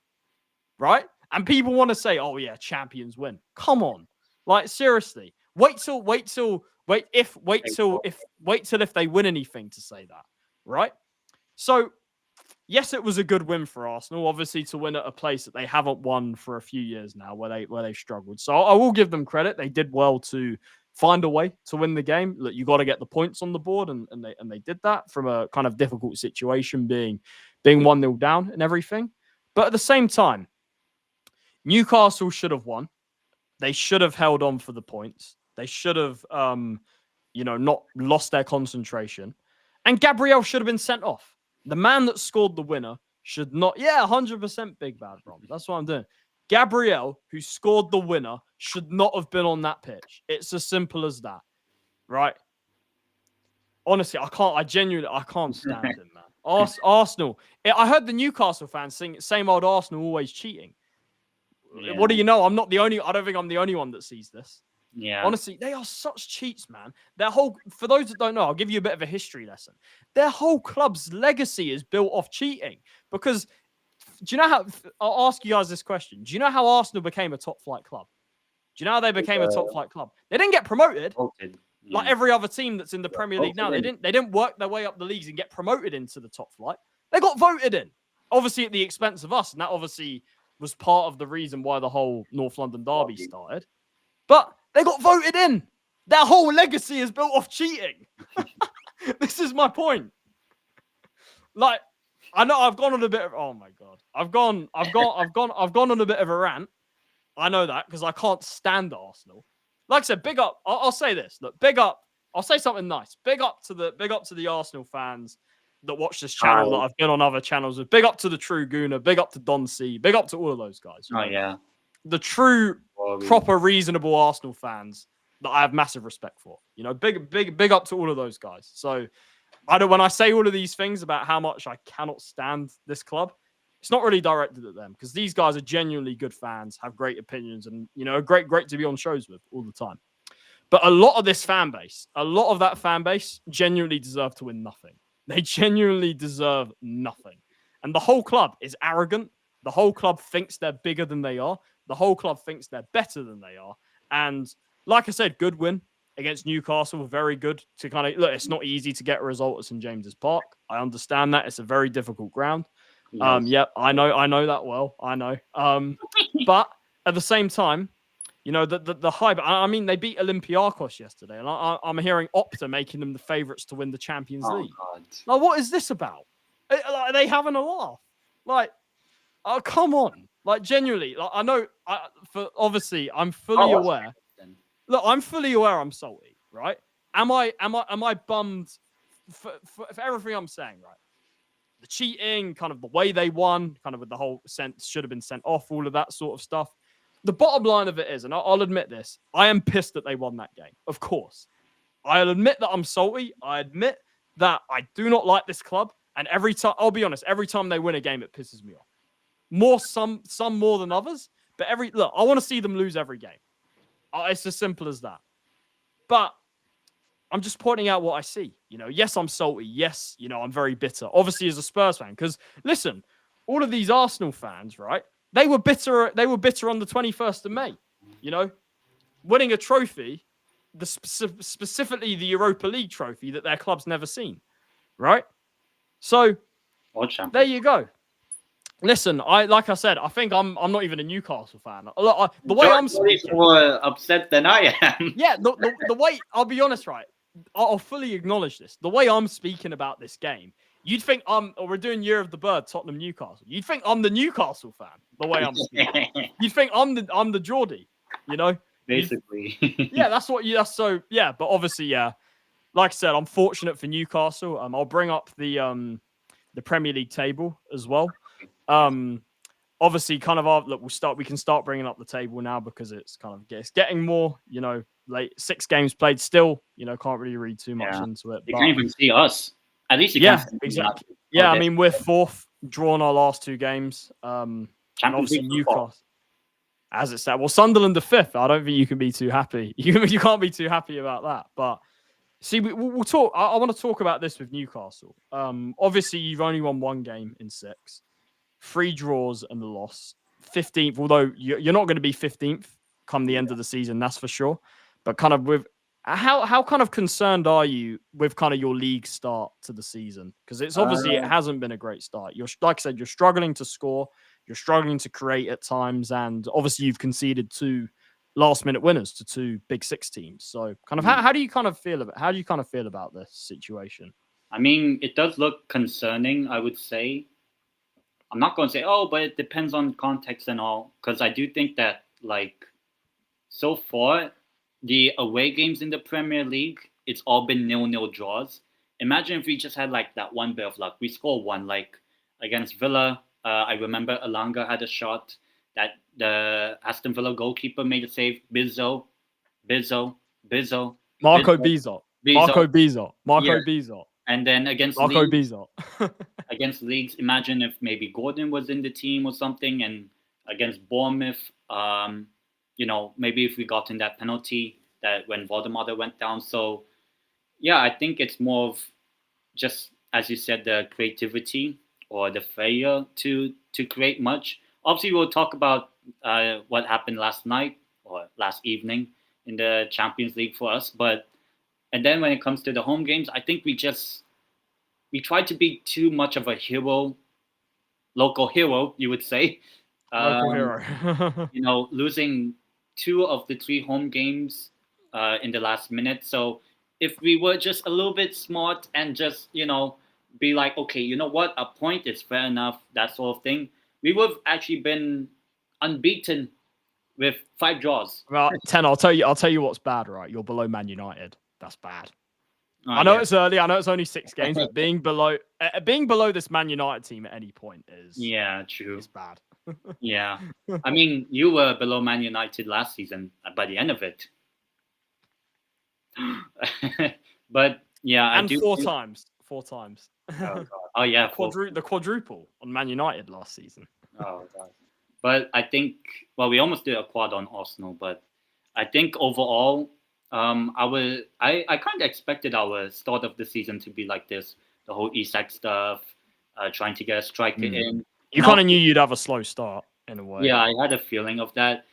Albeit was somehow better than Forest and Villa for some reason. Both got knocked out of the Carabao Cup already. I'm a native English speaker, but Yeah, I think overall. Yeah, no, Ten. Big bad Rom. I don't think he knew. Oh, okay, yeah. But Yeah. I was trying to say, I think overall, English is better than Charlie's. that's what people tell me now when I do stuff with other people. But I think so far this season, I kind of expected us to have this slow start, and obviously, I think the Johan Wissa's not yet played for us, the number 9 for us. Hopefully, in 2.5, 3 weeks from now, because he's Yeah, not. you need Visser back. Visser will be Yeah, a good. 'cause Yeah, we'll he'll be talk a good about signing. USG. I guess we might as well talk about USG. Yeah, we can move on to your Champions League game. I mean, 4-0. It was a big win. It was a big win, wasn't it? Yeah. 4-0 win. I think in our show I said 1-0 Newcastle. And you said a draw, 1-1. I said a draw. Yeah, I was wrong. I was massively wrong. I was thankfully wrong with just a 1-0. I should have said 4. I kind of thought maybe if we do play well in this game, maybe we score a lot, and we did. We scored 4 goals. I think the entire game, 90 minutes, I think we were just the better team. I know USG a couple weeks ago beat PSV, who we are going to play in January at St. James's. And I'll be honest, the Dutch clubs are really bad. This Yeah, they're horrible. They're horrible. Oh yeah, even FCSB, the Romanian club, beat Go Ahead Eagles. That's how bad it's been. But yeah, I think with that game against USG, the first goal, it was crossed in, and then Tonali shot it. It was off target, but Voldemort with like a back heel flick to get the ball into the net, beat the goalkeeper basically. But then I think I think overall we were just a better team throughout the whole game. And then obviously Elanga, he won the first penalty of the game for us. And yes, that is a penalty, just so that Jared Gillett knew it was a penalty if he was somehow refereeing this game. And then obviously Anthony Gordon scored. So that was then his second Champions League goal this season. And also the first players, he becomes the third player to score in back-to-back Champions League games for Newcastle. Alan Shearer being one of them, obviously. I wonder if Sunderland has anyone like that. I'm not sure.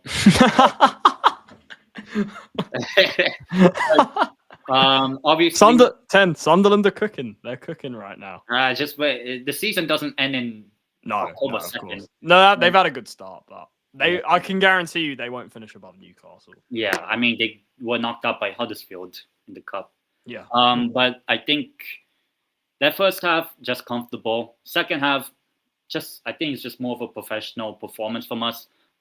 We got another penalty. This time it was a handball, and it was actually less of a handball than the Gabriel. Yeah, I saw that penalty that you guys got way less of a handball. And it was Gordon that put the ball in. So he won his own penalty. I mean, Voltemar's goal, he kind of stole it off Tonali, sort of. Oh yeah, basically. Yeah. But yeah, I think. I never knew. But I think. What I was going to say? Yeah. Overall, just a professional performance, and obviously the fourth goal was a counter-attack. USG had a corner, we cleared it, and William Osula has a Champions League contribution for Alexander Isak this season, and Hobby Brown also scored. Isak's standard stinker against Galatasaray. What was it? 4 touches he got? Yeah, I think at the end of the game. Yeah. So yeah, and obviously we're above Liverpool. Both of us are above Liverpool in the Champions League. The winners, or will be winners, people will say, but it's still early. But yeah, I think overall, just a professional performance. I don't think USG offered too much. The only, you can say, bad thing is Dan Burn left back, you would say. But I just think that we were just too good for USG. And actually, we have a very good record against Belgian clubs. We've played them now 11. We've played against Belgian clubs 11 times, including the one yesterday. 9 wins, 1 draw, 1 loss. So I probably should have seen it coming that we would beat a Belgian club more often than not. So I think, happy to celebrate, in the past 20 or so years, our second Champions League win, because we only won 1 game last season, which was that 4-1 against PSG, which happened in this particular week. Game week 2, yeah. So it was a good Newcastle performance. And we've played 4 away games this season, and we have conceded 0 away from home. So maybe we should not be playing at St. James's because we lose. We've lost 3 games. Our 3 losses were at home. 2 last-minute goals and that guy. Which I'll be honest, they did not look good. Barcelona. But yeah, overall, I do think that it was just a professional performance. I think it was just, but I think just a professional performance. And Gordon, maybe a shout for top goal scorer by the end of the season in the Champions League. Isak on 0. I'm just saying. And Voldemort has 1. Yeah, just facts. But yeah, what are your thoughts? Yeah, it was. I thought a lot of that. Look, obviously Newcastle, they played great football. I thought they put in a really good performance on the day. It was obviously the perfect sort of reaction from the weekend, and it was a win that Newcastle needed because they needed to bounce back, get the first Champions League win on the now way. All the English clubs have won at least one game. Exactly, yeah. So I think that it was an important game. Obviously, I know Barcelona was one of the hardest games, if not the hardest game you're going to play. Yeah. So to kind of beat these sorts of teams, I know we were talking about USG are a good team. They've surprised a lot of teams this year. They're not a team that can be underestimated. So this was, we kind of, we knew that this wouldn't be a straightforward game, but obviously it was a game where you look at compared to the sort of some of the opponents, you're thinking, this is definitely a game that the easiest. It's definitely a game that Newcastle can win. Probably PSV. And I'll be honest, our next 2 Champions League opponents are teams on 0 points. Benfica at home, Athletic Club at home, both on 0 at the moment. It's definitely a lot of pressure. 2 winnable games. Yeah. So I think that having watched that, because I watched the game, I think Newcastle obviously kind of dominated. I know they got 2 penalties, but overall, I think the performance was good. I think that they were. I think what happened was the way this game went is I just felt Newcastle, because we know Newcastle are a very physical team. I thought that in this game, Union, they just couldn't deal with the physicality. I thought that it was a game that turned into a more physical game rather than a technical game. And I think that Newcastle I know they scored 4 goals and stuff, but I think the main thing that Newcastle did to win that game was I think you guys just physically dominated them. I think you just bodied them. I think they just couldn't. I just thought USG, they couldn't match your physicality, if I'm being honest. Like they just couldn't get near you, especially the midfield like Tonali, Joe Linton, Bruno, Malik Chow. He's been Malik Chow. He's been good so far. So I think that. Yeah, just that physicality, I think overall is what really gave Newcastle the dominance of this game. And obviously, they had the quality to go and score 4 goals. So hopefully for Newcastle, the goals can kind of start flowing now, because obviously we know goals have been a big issue for Newcastle this season. Hopefully now, I know 2 of them were penalties, but hopefully now you guys can start, scoring a few more goals. Because obviously to get 4 goals away from home in any Champions League game is obviously very good. And obviously, you guys went and did that, and it was a comfortable win. Onto 3 points. So the first 3 points, a point behind us, albeit you can't. After 2 games, the table means nothing in the Champions League. Karabag's on 6 points. Yeah, because that tells you everything you need to know. So, essentially, good win for Newcastle. Exactly what was needed after losing the first game against Barcelona. Like I said, physically, especially the midfield, I thought completely dominated, and that's what I think gave Newcastle the edge over USG, if I'm being honest. I thought the technical ability they just struggled to play through you guys with the physicality. So yeah, overall, I think Newcastle made it a physical game, and I think that's what won them the game against USG. Yeah, I feel like there's not much of it because I just think it was just a professional. It was a comfortable win in the end. Very comfortable. Tonali, I would say man of the match. I'd say maybe now people are noticing. I don't know. Tonali, if he's playing, I have more trust in our team.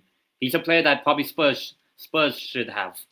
Because I think he's probably the best I've seen since probably Kabay somewhat. Tonali's an outstanding player. Obviously, he plays for Italy, so I get to say that I support one of the teams that he plays for. National team, that is. Yeah. But the only thing is he's going to enjoy the Italian sunshine in the summer. This coming summer. Oh no! But we'll get to there when it comes in. Next week or international break. Yeah, it's coming. Yeah, but we've now wrapped up at least all of the games at last an hour and a half in, and now it is time. Maybe we'll try to do just a bit quick. We'll start with the early kickoff on my birthday. Yeah, my birthday. Happy early birthday. I will turn. I'll just let the chat maybe guess how old I am. I won't say, but or how old I will be in 2 days. Guys, guess how old 10 will be. Yeah. I would say I'm not 5. I'm not 5 at least, but I'm also not 55. I'll give you a bit of a clue. 10 is, I don't know, because I haven't said my age. I have mentioned it before on the channel, but not very often. I'll just give you a bit of context. 10 is going to turn 6 years older than me. So if you know, you know. Oh yeah, makes sense. Yeah. So a lot of you probably didn't know that. Yeah, 10. He's older. He's going to be 6 years older than me on Saturday. Yeah. And Charlie's 12, by the way. I'm kidding. But yeah, the early kickoff on my birthday, and I told Charlie this: if Sean Longstaff scores a hat against Tottenham, he will buy Sean Longstaff Leeds United shirt. If he scores a hat trick against Spurs in the early kickoff, in terms of my prediction, no, he's past that. He's way past that. Yeah. Not way. Yeah. Well, I'm not trying to make you sound old. Oh no. But I think in terms of a prediction, it is at Ellen Road, and to Leeds haven't lost there yet. Yeah. I mean, for a newly promoted team, they've actually had a decent start. Yeah. And they probably should have beaten Bournemouth as well, if I remember. So, actually, all the promoted teams, unfortunately, are doing well this season. Hopefully, at least one. Okay, at least all of them should be hopefully a bit more down. But yeah, I think Sunderland top 4 charge. Sunderland title charge. We'll see if they actually do play in Europe by the end of the season. No, they won't. But I think in terms of prediction, I don't know. Do I think that's? Remember, I'll give you something to note. Right, this is the last game before the international break, and for those who don't know, Spurs. I don't know why. I have no idea what the reason is. We always fucking lose the game before the international break, and I don't understand why. And this is the game before the international break. So maybe, okay, I won't go for a Sean Longstaff hat trick, but maybe I can see something almost similar to the past 3-4 games where you are behind in the game. Oh, no. You do get it back to a draw, and the game ends in a draw. I'll go. I have a feeling it might be like 1-1, something like that. Maybe like maybe Frank still continues to play. You think our performances won't improve on Saturday? Because maybe Frank will put maybe Simmons on the left or bench one of the better players. I don't know, something like that. Because I don't know how much Frank is going to readjust the team. No, I think Simmons and Kudus will come back in. I just don't know where Simmons is going to play. I'm hoping it's in the 10. Yeah, but I don't know. I feel like it might be more. out wide, which I hope not. as you said, is not his best, and I think it's not his best. But maybe something like that. But maybe Frank might change up. Maybe you do make a comeback, maybe win 2-1 or something. But I'll go with a draw. But I wouldn't be surprised if Spurs, if I had to pick a winner, I'll pick Spurs to win. But I'll go with 1-1, and I guess also Romero is missing in this game. See, I don't understand this whole Romero thing. And Argentina already qualified. They're qualified. No, but here's the thing, right? There's a conspiracy with our fans. I'm not saying you're doing this, Rom, but I'm just saying a lot of our fans have this conspiracy that Romero, he only cares about Argentina. It's bollocks. There's no evidence. There's nothing to suggest it. It's for me. Yes, Romero has been a little bit injury prone. I can admit that, but people saying that he's missing games on purpose, it's rubbish. It's absolute rubbish. Romero is our captain. He signed a new contract. Romero, even before that, was one of the players that I think cared the most about this club. I think he was one of the players that showed the most passion. And I think people trying to say that, look, of course he's going to care about Argentina. I mean, all South Americans, they love playing for their World Cup winner. So. Yeah, of course. Look, all South Americans, they love playing for their national team more than any other kind of continent in the world. I understand that. But to say that Romero, I'm not, by the way, Big Bad Rom, this isn't a jab at you or anything. This is the fan base in general. A lot of our fans to sit there and say Romero only cares about Argentina and is trying to miss games on purpose, it's bullshit. There is no evidence to back it up. It's just complete rubbish, in my opinion. Like I said, he's our captain. He's arguably our best player on quality. He's an unbelievable player. And look, they're saying he has a precaution right now. And I don't know what's going on. I don't know what the medical staff are doing. I don't know if, he's going to be back tomorrow or on Saturday or not. I don't know. But I wouldn't say it has anything to do with the international break. Anyway, sorry, Ten. Yeah, carry on. I mean, Argentina are not even the qualifiers are done for South America. Yeah. Well, so, but yeah, I do think overall, I would probably lean towards saying that Romero is probably just maybe. Well, they said it's a precaution, but again, this isn't to do with Romero. This is to do with our club. I don't trust our club's word because how many times do they say this and then it's not a precaution? So I don't trust. I mean, of course, what does this mean? Of course he wears an Argentinian shirt in the World Cup. He's playing for Argentina. What is this? But yeah, I'll go 1-1 between Leeds and Spurs. But I could also see if you go behind, maybe do a comeback 2-1. But I'll go 1-1. But I wouldn't be surprised if Spurs win. So you're saying another shit show, basically. Yeah. Listen, I think that look. Our last couple of games have been bad, really bad performances. Look, I hope that this doesn't carry on. I hope that, like I said, I'm not saying our team's the most amazing team, but we've proven, like against Man City this season, that we should be playing much better than what we have the last couple of games. And like I said, as a Tottenham fan, you have to have a certain standard. For our club, for Tottenham, we cannot be playing that bad. It's not for us. It shouldn't be acceptable. For a club like Tottenham, it shouldn't be acceptable to play like that. And that's kind of I'm just withholding a standard. That's kind of the way it is. 100%. Yeah, Big Bad Rob. Yeah, no, I understand. Yeah, of course it's humor, dry humor. But yeah, like I was saying, this Leeds game, like I don't know if Romero is going to be fit. Like I said, if he's not fit, I think Danzo is a capable backup. I'm not saying Danzo should be a starter for us, but he's definitely a player that I have no problem coming in. He can do a job. Danzo's a player that when you need him to come in, he can do a job and he's reliable. He's a very reliable player.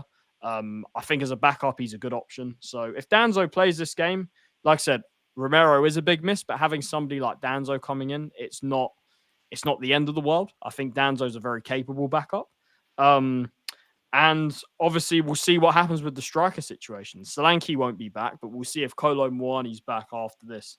I'm going to say mystery injury because there's no way a dead leg can keep you out for 2 weeks. So we'll see if Kolo Muani's back. I'll be honest, if Kolo Muani is back, I would start him straight away. I don't want to see Richarlison start. I've had enough with him. I know he scored against Brighton, but I'm sorry, he is not good enough. He's playing like the player that I was worried about going into the season at the moment.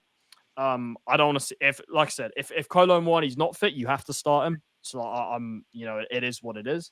But if Kolo Muani's fit, I want to see him. I don't think Frank will do this. I think Richarlison will start. I'm already prepared for that, to be honest. But if Kolo Muani's fit, I want to see him go straight in there. I think he's a massive upgrade on Richarlison.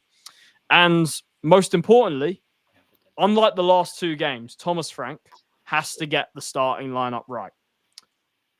Put Xavi in the 10. Put whoever you want on the left. I don't really care. Our left wing options aren't good enough. Whether it's Odobert or Tell, whoever it is what it is, But you have to put around, at least with Odobert or Tell, they're not good enough, but at least it's a round hole. At least it's a round peg and a round hole. A left winger in a left wing position. And Xavi, a 10 in the 10 position. Put Bergvall in the 8 or Sarr, whichever one. I know Sarr was awful on Tuesday, but then all of them were awful. Put either Bergvall or Sarr in the 8. Palhinha in the 6. Palhinha will start because he was on the bench against Bodo. And obviously put Kudus back on the right. And the defense kind of picks itself, like I mentioned. So for me, Frank has to get this lineup right. If he doesn't, for me, it's hard to predict this game because I look at Leeds and say, look, again, this is another team, with all due respect, we should be beating them. And we have way better players than Leeds. We have, in general, a very good record against Leeds. We've scored 4 times. Yeah, we've scored 4 goals in our last 2 games at Elland Road. So we've got a good record. I think we've only lost since they got promoted last time. Yeah, we only lost to them once and we won the rest of them. Yeah, in the 6 games. Yeah, under Ryan Mason lost to them, of course. He lost most games, so it is what it is. But yeah, just like yeah, but I'm saying apart from that, I believe we beat Leeds in all of the other games. You beat them when they went down the last time. We did, yeah, it was the 4-1. Last game, yeah, their last game in the Premier League. So we're technically, you could say, the last Premier League team to beat them at Elland Road. So like I said, haven't lost at home this season. They've got a very good home record, but that is a lot of it in the Championship. So it's kind of, you can take it with a bit of a pinch of salt. Look, obviously there's our old player Rodon playing. He obviously scored against Bournemouth. They've got they made a few signings. They've got Beal, who they got from Udinese, who I think he's a decent player. I think he should be getting more game time. Tanaka, yeah, he did well in the Championship, doing all right now. I think in attack they're a bit weak, but then to be fair, the way we defended against Bodo, Dominic Lewandowski. Oh my! Do you know what that reminds me? Last season, Calvert-Lewin didn't score until January. Guess who his first goal was against? I wonder. Guess who his first? Yeah. So listen, Calvert-Lewin, he's an awful player. I don't know why Leeds signed him, but at the end of the day, we should be dealing with him. But then, obviously, we would have said that last time. So, look, here's the thing. The way we've played the last couple of games, I'll be honest, I know it's Leeds, and I know we should be beating them pretty comfortably, but I don't have a lot of confidence. Wolves were bottom. I know Wolves are a bogey team, and there's a bit of history of them doing us, but they were bottom of the league with 0 points, and Leeds beat them as well, 3-1. So, Wolves, we were terrible and should have probably lost. So, based on that evidence, I'm not going to sit here and pretend like, oh, I'm very confident and we're going to go and beat Leeds 4-5-0. I think we should be. I think that's the standard that I'd hold us to based on the players we have compared to Leeds. I think we should be winning comfortably. But I'm not confident that's going to happen at all. And I think Leeds being at home, I think will help as well. Look, Elland Road's a good atmosphere. I think that, it's not the easiest place to play in the world.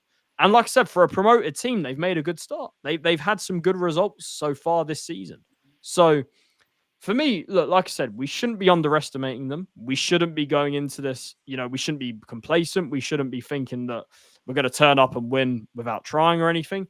Plus, it's the last game before an international break. And we know what always happens in this goddamn game. Since 2022 or 2023, we've lost every single game before the international break. Oh, okay. 2-1 Leeds. I don't understand why. There's no logical explanation for it, but we have, and it's a pattern that has developed. Look, fans have been talking about it for a while, but I haven't really kind of read too much into it because it was a bit of a coincidence. But now it's happened again this season. I'm starting to take note of it. There is a little bit of a pattern there, if I'm being honest. So for me, I'm not confident. I'm really not confident because, like I said, Leeds are tougher to beat than a lot expected this season. We're not playing well the last 2 games. We couldn't beat the team with 0 points. Plus, we've still got injuries in the attack. You know, if we're probably going to have Richarlison up front again. You know, and if Thomas Frank gets the team selection wrong, you know, we're going to be in even more trouble. If he gets it right, I think we can definitely go and win this game. I mean, either way, we can win this game. But if he gets it wrong, I will have massive doubts going into kickoff. If I see that lineup and it's wrong again, I'm gonna have big doubts about this game. I've already got a few doubts, but if I see the lineup and it's wrong, I'm gonna have a few doubts, big doubts about this game. So with all of that said, you know, I'm not confident, and I'm gonna go for a draw in this game. I'm gonna go for another game where we probably go behind and we have to claw it back to 1-1, and I'm gonna say 1-1 for this game. I'm not confident. We're not playing well. But we're not losing either. And that's the positive. We're not losing games. We're somehow finding ways to not lose in the last minute and stuff. Yeah. But if I'm honest, the way we've played the last couple of games doesn't fill me with any confidence. And like I said, do I blame Thomas Frank? No. Our players are completely out of form right now, it seems, the last 2 games. I think that even if Thomas Frank does pick a team that I don't agree with, those players in that setup should still be doing way better than what they have the last couple of games. And that's my that's my biggest concern with Tottenham right now. It's our players rather than the manager. Our players are the ones that are, for me, are more at fault than the manager right now. Because like I said, Thomas Frank's only just got here. And there's only so much he can do. But then he does have to get his team selections right. So, with all of that said, I'm going for another draw. Draw FC. You know, the 3rd straight draw in a row it would be. I'm going 1-1, and I hope I'm wrong, because that will be a terrible result. Yeah, if we're being honest. Well, Leeds win. Oh, nah. Oh, wait, if we look, they say must-win game. This is a game we have to win. We have to win this game. We have to get a bit of momentum back. We have to get a bit of confidence back, because otherwise we're going to spiral, right? And clearly, what I've learned about this Tottenham team is that there's a lot of confidence. We have a lot of confidence players. When it's not when they're off form, it's very difficult for especially a lot of our players to get back on form when they're off form. And we clearly have a lot of confidence players. But then you could say that about most teams, if you're honest. So it's kind of hard to kind of talk too much about that. But yeah, I am not confident for this game. I'm really not. If we're gonna win this game, it's on us. Or like but we have to play better. And if we don't, if we put in the same performance we've done the last 2 games, I think we're going to draw, if I'm being honest, or it could even be worse. So, 1-1. And I really hope I'm wrong. I really do. Yeah. And then, obviously, the other game and the last game we'll talk about, not for Spurs, this time for Newcastle United versus Bergange. Here we go. It's back. No, you're doing it wrong. Tonight is going to be a difficult game. You're doing it wrong. It's who we are, mate. But Highline, mate. We don't change, mate. You know, you know, who cares about making subs? You know, why would I make subs when, you know, we don't deserve a point from the game? You know, Nottingham Forest, you know, Marinakis, you know, he's a good friend of mine, but you know, maybe it will go wrong eventually. And, you know, I win in my 2nd season. I'm going to win the Europa League back to back. So we are, mate. Big up to Ange. Big up to Ange. Ange, big up to you every single time. The greatest ever manager. Of course. Spurs, at least in the past. Of course, years. look, Ange. Because actually has look, Ange, I don't think is a very good manager with his tactics. But what he does do is win. He always wins in his 2nd season. And he delivered. So as Newcastle are going to play Nottingham Forest on Sunday, I just want to give a big up to Ange. Like I said, I'm not going to forget the pain you put us through in the league and how disgraceful the league seat and how disgraceful we were playing. But what I will always remember you for is delivering when it mattered. So there you go. Big up to Ange for that. But I also don't forget what you put us through. I mean, losing to Leicester was bad. I mean, I've seen us score 7 past them last year. But yeah, in terms of how I feel about this game, obviously Forest are playing in about an hour or so from now against Michelin store chefs or just Michelin from Denmark. it is at the city ground, so it's not going to be any travel for them to Denmark, whereas we had our travel to Brussels. But obviously we do have about 25 hours of rest over Forest. But I think we do have since they've been promoted back into the Premier League, Forest, in 6 games. And if you want to count the Carabao Cup last season at their ground, we've only lost 1 game in 7 against Forest. And obviously Forest have yet until night. That game you lost, was that the Chris Wood hat trick? Yeah. I remember, yeah. Yeah. And that was I think one of Nuno's first wins with them. Maybe it's a bad omen for us. But I think the game on Wednesday last night was obviously a confidence booster. I think we'll try have it be a little bit more of a, as I said, a physical game, but also a professional game. I think I don't want it would be. I would say I will have head loss if we concede the winner in the last minute again. Because conceding to Liverpool or Arsenal is fine, but to Ange, no. Ange Ball, who has look, they're struggling. They haven't won a game since he's been there. Yeah, so probably until tonight. But I think overall, prediction, considering our very good record against them, not 6 wins out of 7, but unbeaten in 6 of 7, and one of them being on the way to winning the Carabao Cup. I would go with. I mean, there is obviously a former Newcastle player and a former Forest player. We have Elanga, they have Elliot Anderson. To be fair, Anderson's been all right for them. He's been good. Yeah. So you 100% know that both players will be the best players on the pitch for both teams.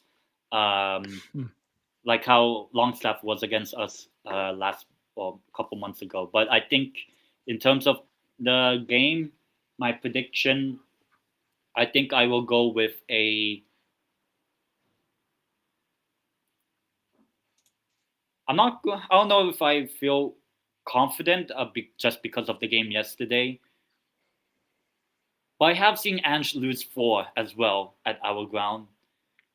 Yeah. I'll say 3-0 to Newcastle. 3-0. You reckon the goals are going to start flowing now? At least for this game. But I might be wrong. Maybe it's only 1-0 or 2-1. But maybe this is the one game I feel, maybe I'm confident or something. So I'll say 3-0. Maybe Voldemort header again or something like that. Maybe a penalty to Gordon or whatever. I'm not sure. I mean, Bruno Guimaraes, I know, has scored against them. But I'll just go 3-0. And I think, obviously, because both us and Forest are in and around the same area with Man United and Villa, beating Forest, I think we're only a point ahead of them. So I think we have to get the result. I mean, if West Ham could get a result against them, why can't we? So I'll go 3-0. Cautiously 3-0 for us. What are you saying? What's interesting is I know Ange held 4 at St James's Park, but actually last season, I know you beat us, but we should have won that game. I remember it at St James's. I remember I thought in one of a rare good performance in the league last season. I actually thought we were the better team. If I'm really honest, in the game at St James's last year, I thought, obviously I know Isak scored the winner late on, but I'm saying I remember we got it back to 1-1 and we had multiple Isak. Yeah. I'm kidding. Yeah. But I'm saying, I don't know if you remember that game. Like we were actually the better team, I thought. Marginally, but I thought we were in that game. And then obviously now Ange is at Forest, a totally different set of players. Here's the thing, right? Depends what Ange you're going to come up against. If you come up against the Ange from the Europa League final that puts everyone behind the ball and just plays traffic cones, then maybe you'll struggle to break them down because they, you guys are struggling to create this season. But if you come up against the Ange that I think you will come up against, and the Ange that we see on a more consistent basis, like we've seen like we've seen at Nottingham Forest so far in his league games, right? If you come up against that Ange, you will get chances, and all you need to do is put one ball over the top and you're in on goal. When you've got players like Elanga and Gordon look, you could talk about their finishing, but like with their speed, those are the types of players that will do well against Ange Ball. And obviously Forest, Elanga, exactly. Elanga, Gordon, players with pace, essentially. And if you've got, if Forest, obviously they got some good players. They've got Ndoye, they've got Gibbs White, of course, in there. Chris Wood, if he gets firing. Igor Jesus looks like a good striker they've got as well. So here's the thing: Forest, look, they're on their day. Obviously, they struggled against Sunderland, but on their day they can. they can score goals. Obviously, if Sunderland can beat them, why can't we? Exactly. This is the thing. If Sunderland can beat them, you guys have to. But I think you will. I think Ange will struggle, especially that Ange has struggled at Newcastle before. I think that if he plays the way that I think he's going to play, which is completely predictable football, where it's the high line, inverted fullbacks, it's who we are, mate. If he plays that way, Newcastle will win, and I think you'll win 2-0. And another thing with Ange is that if you get that first goal, he'll struggle to break you down because Ange, another manager that struggles to have his team break teams down. It's always get it out wide, smash it across the box and hope for a tap. And that's the thing. Everyone talks about the lack of defending, but also attacking-wise, he's very predictable. And I don't think a lot of people talk about it. So, like I said, if you're playing against the Ange Ball that I think you will be, then I think you'll win. And I think you'll win 2-0. And I think you'll bounce back in the league. So, there you go. It's who we are, mate. And remember, set pieces. You'll score from a set piece, guaranteed. You'll score with the height you have in your team against Ange's set piece defending. The way he doesn't like set pieces because he said that they shouldn't be part of the game, and that he doesn't want to hire a set piece coach. Forest will. They've already conceded a few set pieces, but they'll soon start to see it more. With your height in your team, Dan Burn, Voltemada, all of these guys, you will score from a set piece. Because Chow actually has some good headers. You'll score from a set piece. You'll score one from a set piece and one on a counter attack. So 2-0 Newcastle. Yeah, and this is probably our longest show we actually done, at least Year of the Bird. Almost 2 hours. Yeah. So now we can finally wrap up. Charlie, anything you want to shout out or whatever? Yeah, obviously, look, thanks for having me on 10. Another great show. Obviously, the Year of the Bird, Spurs and Newcastle. Whichever channel you're watching on, please subscribe to both. It's being streamed on both. And like both streams as well, if you haven't already. And yeah, look, I apologize if I went off waffling a bit at times. There was a lot. I did warn you before. I said that there was going to be a lot that I have to, because I haven't had the chance. There was a lot that I needed to get off my chest on this stream. So you guys heard it. About not just Spurs, but also Newcastle as well. Yeah. So that says a lot, to be honest, about how my last few days football-wise have been. They haven't been great footballing-wise. So there you go. But yeah, 10, as always, great show. Great to do this show with you. And yeah, hopefully next week I'm a bit happier, with what's going on. I mean, Palermo didn't win the other day. But we'll find out. Yeah. But yeah, obviously, thank you everyone for watching. I'm not sure if I'm doing obviously I'm doing my La Liga show, the El Toro La Liga show tomorrow, usually. I'm not sure if I'll actually do a birthday stream. We'll see. Apparently it's going to rain on my birthday here. But at least, get to enjoy my 17th birthday. No. Plus 10. Yeah, there's your answer, guys. Now you know. There's your answer. But yeah, big up to everyone. And we will see you guys at least together on Monday for the La Piña Rosa show, the Palermo and Deportivo show. But yeah, thank you everyone for watching, and we will see you guys in